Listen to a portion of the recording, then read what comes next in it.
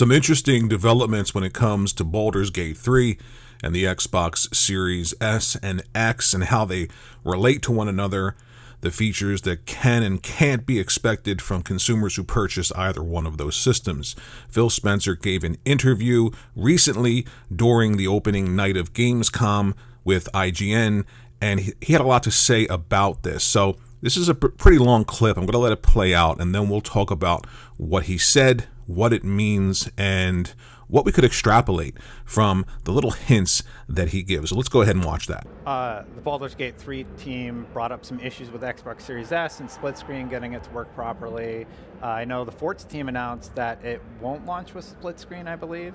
Local split screen, split screen, Local split screen. So or even online split screen, Is there some future where you allow developers just to launch on the Series X versus S? Because there's the parity clause right now, and I'm curious, will that ever be loosened up a bit?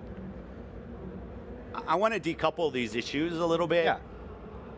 The decision to do split screen or not is a creative decision, a dev decision.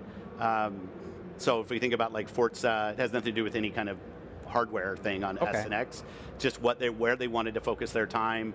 We obviously see the data in terms of how many people play local co-op for games. I love local co-op. Shout out to Vampire Survivors that just launched it, fantastic. But there's also just let's go where the play is in terms of where we're going to focus our dev resources. In terms of the two platforms, I want games to launch on both platforms. There are feature differences between the platforms. We have an ability to kind of handle that and how it works. Where teams are going to choose to focus their time and their effort is up to them. We're here to support them and what they want to go do. We want to make sure that games, when they're launching on competitive platforms, are also launching on Xbox. So we're going to learn from this experience as well, because we don't love that. But I don't think it's something that's like a fatal flaw in the system. It's partners prioritizing their time, us listening and being a good partner to them. And you see some amazing games doing great work across S and X. Diablo looks great, Starfield looks great, Forza looks great across both. And we think, I want to make sure console gaming is accessible to more people, and we think the price point of the console is a pretty important part of that. Yeah, I love the Series S, but there's been that conversation going around, so I wanted to ask you about it.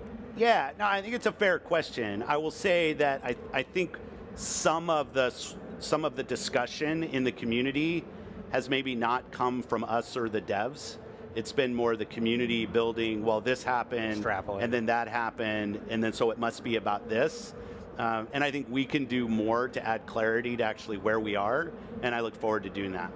So you threw like 300 devs out to Larian to help them get Baldur's Gate on Xbox? It wasn't 300, but absolutely. 400, wow. No, it's a great game. They're an important partner. I'm meeting with them here at Gamescom. Like it's a game I want to see on the platform, and we have resources that helped in terms of making sure it's going to sit. I think they've said it's going to ship by the end of the year. I think that's their words. Yeah. In terms of what they've said. But like we should together come up with clarity to set some expectations for Xbox fans, and I look forward to doing that. So that was a lot. He said a lot there. We're going to unpack it all. There were a few things that I found very important when he talked about the idea of communicating the expectations of both systems to users and working harder to make that more clear. That's an indication that there is an issue between the X and the S. It isn't all sunshine and rainbows when it comes to games. Just working on both resolution and frame rate are obviously going to be a trade-off, and we've seen that. He also stresses that there are a lot of games that work incredibly well across both the S and the X, and that's true. Diablo, the upcoming Forza, and there's a lot of games that do work very well across S and X. However, when we talk about a gameplay feature, a developer that's pushing a feature that isn't resolution and frame rate, I talked about this in a video a few days ago, and you need something that the system doesn't have, conceivably like more RAM. The S is limited in its RAM compared to the X, so resolution and frame rate not that big a deal.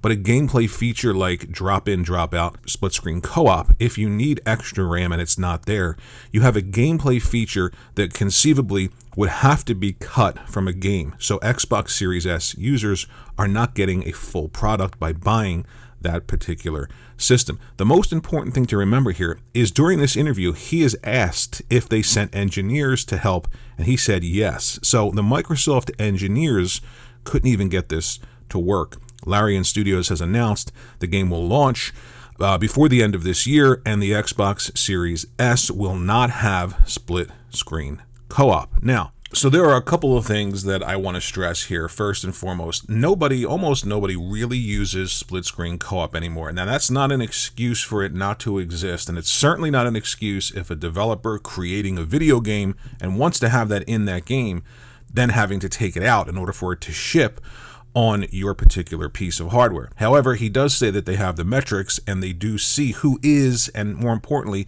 who isn't using that feature. And I would have to imagine that it is an incredibly small feature. I don't use it anymore at all. I used to use it back in the day, but with the advent of the internet, if you are somebody who likes to play online with people, you're usually doing it that way.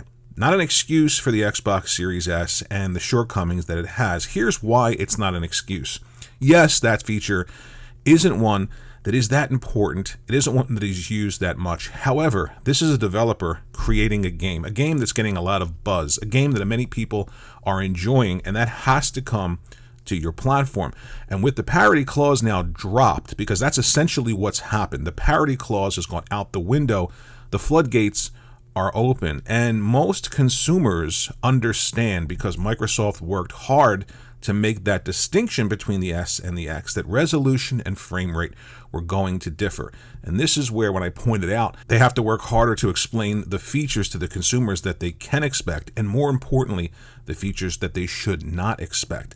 That is where I feel like he's sort of telegraphing that, yes, this was an issue. Yes, the engineers went in and said, we need more RAM in this box, and it's going to lead to an issue going forward if developers want to use certain features within their game. And we're getting ready to see that parity clause essentially dropped. So if you're an Xbox Series S owner, of course you should expect a difference between games, between the X and the S on your system. But we're in a place now where gameplay features, not resolution, not frame rate, gameplay features have to be stripped away because of the limitations of the Series S. And if you're still out there saying that the Series S has no limitations, it's just a lazy developer, remember, Microsoft engineers, the people who understand this, the people that they have off to the side to go out and help developers utilize their platforms, went there, and the result is no co-op split screen. So very, very, very interesting.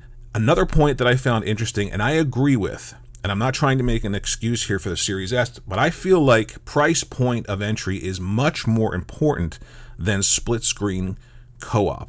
And I'm not sure that this is going to be a huge issue going forward. I don't know if many other developers are going to just say, hey, drop the parity clause for us. Once it happens one time, it'll happen at least one other time. You look at Xbox Live Arcade and its limitation, and then all of a sudden really great games were skipping Xbox Live Arcade, and they dropped that they dropped that clause when it came to the file size for games on Xbox Live Arcade. And I feel like here we are with another indication that maybe they bit off a lot more than they could chew. Maybe they see price point of entry much more important than maybe one or two off issues with certain games and certain features. And I did watch a video where a developer talked about that and said that that was much more important than, say, an issue somewhere down the line with one or two video games. Again, not an excuse for the Series S, but I do feel like when you weigh all of the things that have happened, the Series S price point of entry, many games working between the S and the X without having any issues whatsoever, I don't think that this is a huge issue, but I do think it signals that this parity clause, Microsoft may have decided that resolution and frame rate wasn't a big deal, but I don't think they thought that gameplay features were going to be stripped away from video games because of the limitations of the Xbox Series S. And again, if you're somebody who's watching this video and you're saying to yourself, I don't know what I'm talking about, this isn't right, this isn't true, the interview happened, Phil Spencer said they sent engineers to fix the problem and they couldn't get it to work. Baldur's Gate 3 is launching by the end of this year without co-op split screen on the Series S, but it will be included on the Series X. Let me know what you think there in the comment section below. Is this a big deal? Is it a good thing that the parity clause is sort of, being dropped a little bit if we have an issue and if a game is coming out? I mean, this de facto exclusive for PlayStation 5 with Baldur's Gate 3 is a bit ridiculous, being pushed because of Starfield coming. So it's a good thing to get this game on the systems for people to own so they can play it. But I do find it interesting that even those engineers couldn't get this to work. And I'm thinking about the future as games get bigger, as ideas get larger, as features become prevalent over resolution and frame rate. Are we going to see more and more games sort of not have the features that they're supposed to have and be all that they can be on the Series X, but much less on the Series S because of the limitations conceivably that the Microsoft engineers have confirmed by going to Larian Studios to get this to work and not getting it to work? Let me know what you think in the comment section below. Thanks for watching the video. Think about liking and subscribing, and I'll see you in the next one.